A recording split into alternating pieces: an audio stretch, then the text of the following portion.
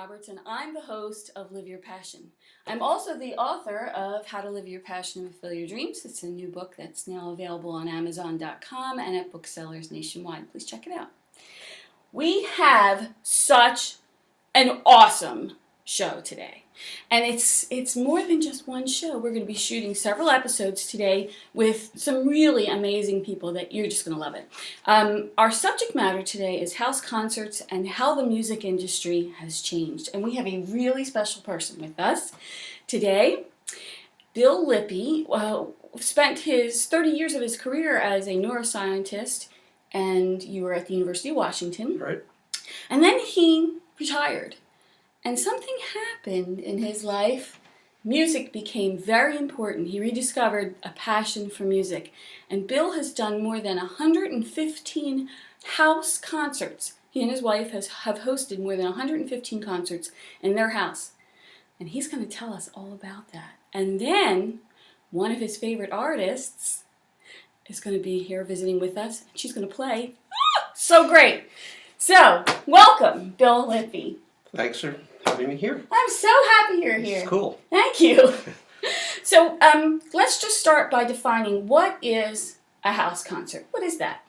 Well, a house concert is literally what it says. It's a concert in your house or in your backyard. And sometimes that happens where you bring in a musician or musicians. Mm-hmm. They come into your house, your living room, your backyard. You have some friends, guests that come and listen.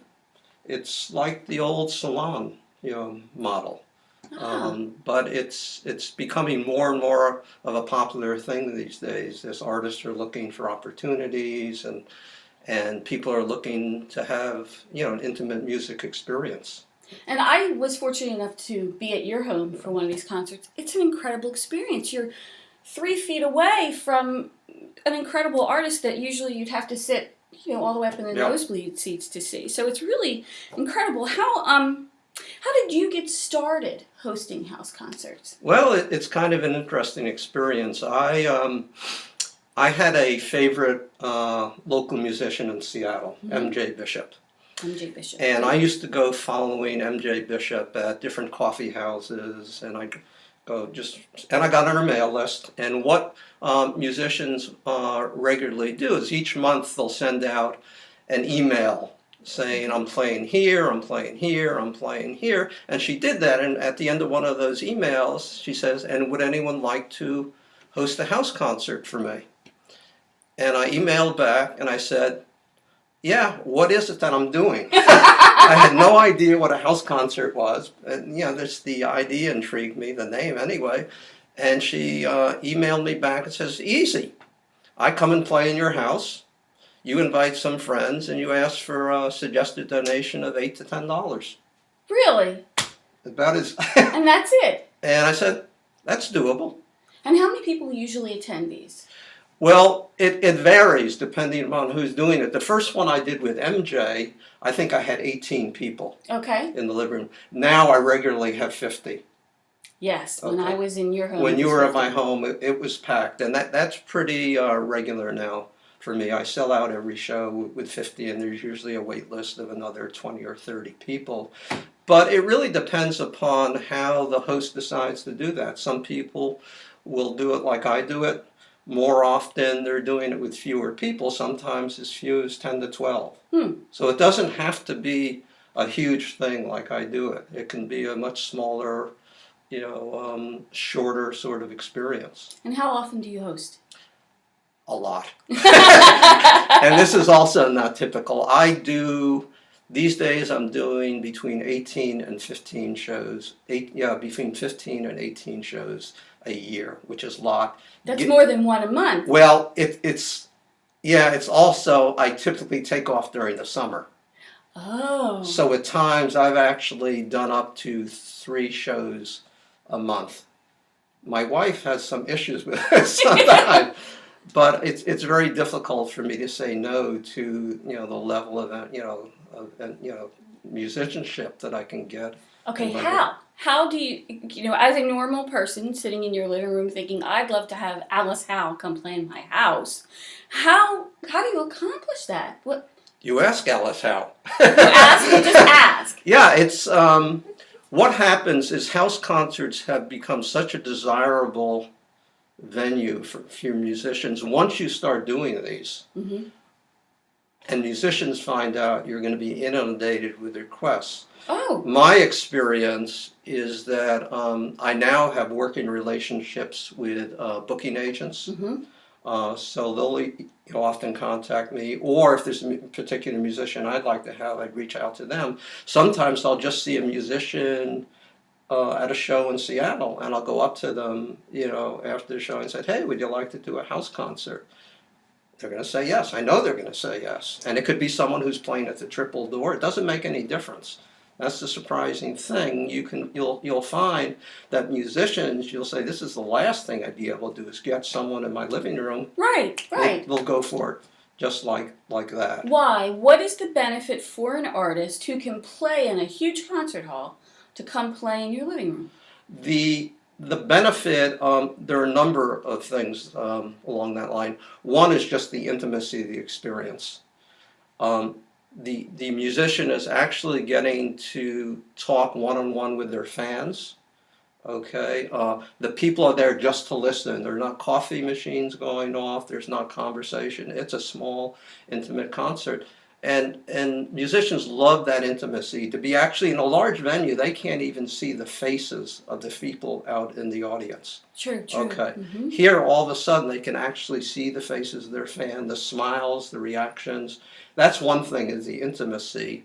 More often than not, also, house concert presenters, although it doesn't have to be done this way, will put them up for the evening. They stay with the host.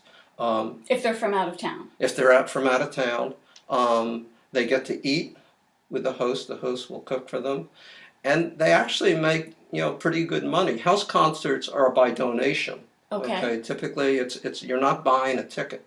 Okay, but the house concert presenter will say, well, the suggested donation is so and so. All right. Usually in the range of $15 to $20. So it's gone up in the 10 years you've been doing it. It's gone up in the 10 years I've been doing it. So you have that, and you can do the math. With 50 people at $20, if everyone chooses to do that, which they typically do, in addition to CD sales, it's it's profitable to musicians. It's surprising how little a musician will often make at a public venue. What do you mean? Well, between this person taking this and whoever is taking this, they're all people taking different parts. You mean the concert hall takes a cut? Yeah, and the booking concert agent takes a cut, and this person takes a cut, and oftentimes at the end of the evening, the musician has not financially has not done very well. And it's expensive to tour. You've got to travel. You've got to drive or have a bus or fly or what. Yeah, it's incredible. It's very, very challenging for musicians these days. That's interesting. I've actually sat in concert halls and thought, how are they making any money? Because there are all these expenses, and that's interesting. So this trend, do you think is there's a change going on in the music industry? There's a big change going on in the music industry. With social media, musicians can do a lot on their own in terms of booking, publicity, which labels at one time would do. So that they don't, they're doing a lot more on their own, and especially with house concerts becoming more and more of a thing. A lot of musicians, if for instance they're touring down the West Coast, will try to set up a series of house concerts all along the West Coast. Or if you're working with a booking agent, the booking agent will maybe book them at a public venue, but also try to get them into a house concert, especially on the weekdays. Can be very challenging for musicians. So if you're able, from a musician's point of view, if you're able to play a house concert during the weekday when you're maybe not going to be at a larger theater, that's great. It's better than not, sitting in your hotel room and not doing anything. Because you're there anyway, you might as well connect with people. Absolutely. And make a little money. That's wonderful. Okay, so what about just kind of logistics type stuff? You think about, all right, I'm a normal person with a regular sized house. How do I accommodate a concert? When I went to your house, how does your life like moving all the furniture out of? She doesn't move the furniture. Actually, we got rid of a bunch of our furniture. Did you, because you do it so much? I could do it so much. I mean, we're not typical by any means. Basically, our living room has turned into a small concert Okay. hall. And what about your neighbors? They're fine with it. Some of them come, some of them don't, but they all love the idea that we're supporting the arts. That's what they see it as. What you're really doing. Okay. And some hosts of house concerts do this as a business. Some do it for the love of it. If it's a house concert, it's not a business, and you have to be very clear about that. This is good. Okay. This is really important.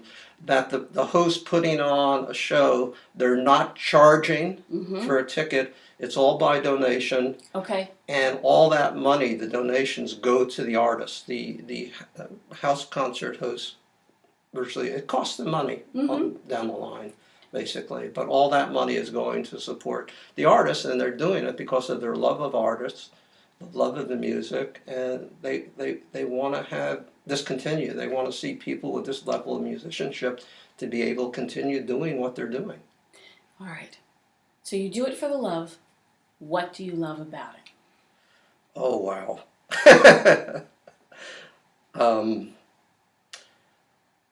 It's interesting. I speak on panels sometimes about house concerts, and one of the questions that the moderator will often ask is, why do you do this? It's changed over the years. And actually, what it's come to now, I realize when I think about this, is it's playing a role in helping people to live out their dreams. Well. It happens to be the music, and I love the music.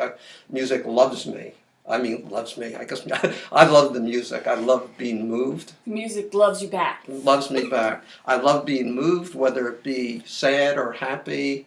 But it's really playing a fairly important role, I think, in helping people achieve their dreams, which is what we're here.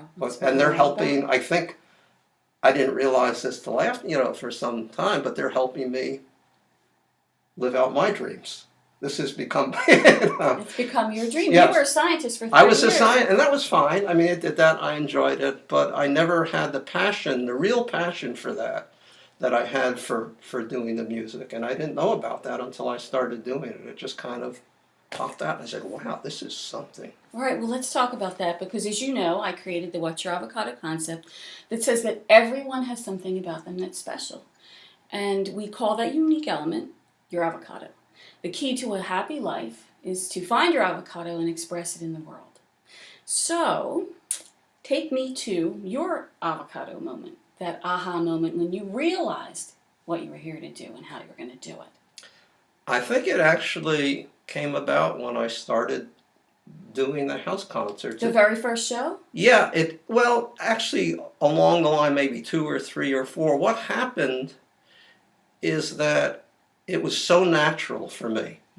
The science I did, okay, and that was great, and I did it well, but it was never as natural as doing the music, organizing the shows, contacting musicians, even speaking publicly, which had been, it's challenging for me sometimes when I was giving talks like at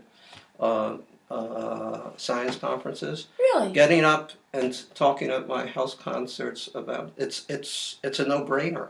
It's absolutely, and what is a real key, I'm a scientist, but I think there may be powers operating out there that we don't understand. Tell me. And what this is about is I can be thinking, for instance, say, hey, I'd really love to have this artist, perform or what have you. The next day I get a call from the agent. That's how it works. And this has happened over and I mean, it's just strange. But I am absolutely a true believer in that, because when you are expressing who you're supposed to be, when you're doing the thing that you're supposed to do, the universe organizes all kinds of stuff in the background to make that possible for you. You're really, really clear about what you want to do. And it shows up. It just showed up in all these ways. The first time I said, oh, this is kind of weird. The second, the third time I said, oh, what's going on here? Well, Yeah. that means that you really are doing what you're supposed to do, Bill. Yeah, I found it when I was 60 years old, Isn't that which is something? pretty neat. It's pretty great. You've had a whole nother chapter in your life. So this show is called Live Your Passion, and you obviously do that. What advice would you give for other people who have a burning passion to be involved in music, to maybe host house concerts? What have you learned that would help other people get started? I would say do it. I mean, what happens to people that come to a house concert, and you might have had this experience when they came to mine, said, there are 50 people. I can't do this. This is just too much. I can't get 50 of my friends to come in. The point is, it doesn't have to be that. And that's the point I always make to people who approach me about saying, I'm potentially interested in doing a house concert, but this is just overwhelming. I can't do that. I said, start small. Have 10 people, 12 people. And will an artist show up for 10 or 12 Yes, people? especially during a weekday. Make it something called a dinner and song. You're going to have dinner during the weekdays anyway. Okay, get a pizza, couple pizzas, invite some friends over. Musician comes and plays for 45 minutes. It's over in 2 hours. You do potlucks too with yours, right? As typically in house concerts, there are two 45-minute sets, and then in between there's maybe a 20 or 30-minute break where people have brought some food to share, drink to share, and what have you. And that's really part of the community experience, which makes it so magical.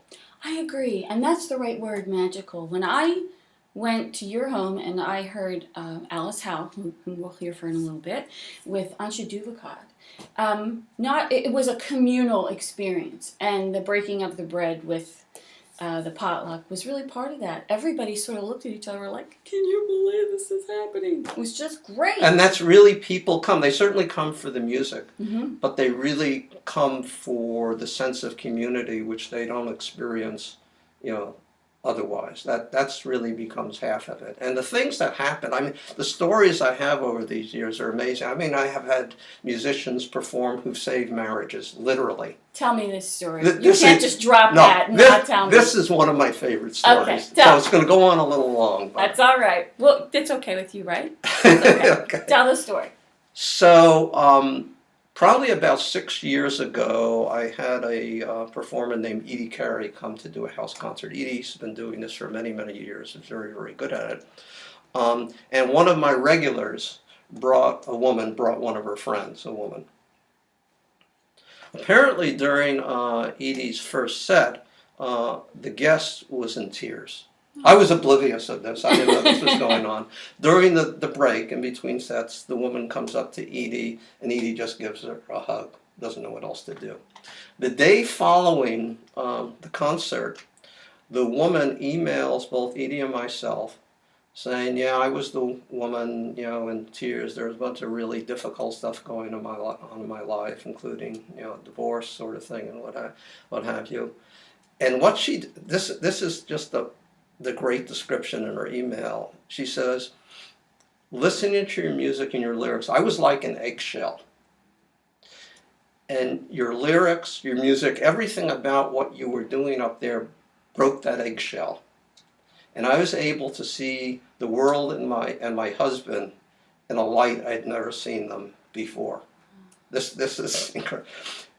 At the end of the show, she says she bought every one of Edie's CDs. So there must have been, 4 or 5. I don't know how she bought. That evening, she and her husband stay up all night. I get teary-eyed. Listening to the music and talking. They're fine.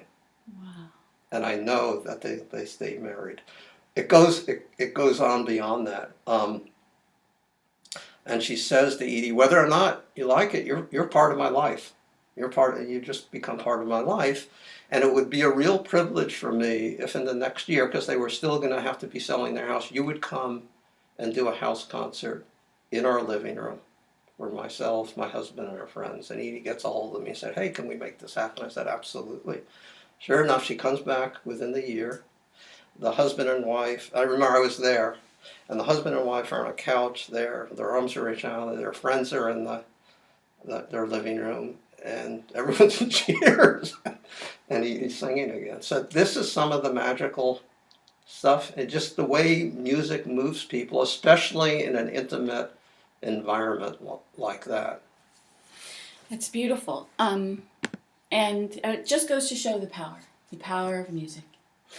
So you have a resource that you shared with me, and I want to make sure we do this. The Concerts in Your Home? Yeah, Concerts in Your Home. It's an online website. It's concertsinyourhome.com, Yes. I believe, which is the best source of information both for artists and house concert presenters on house concerts, how to do this, how to connect, how to do this.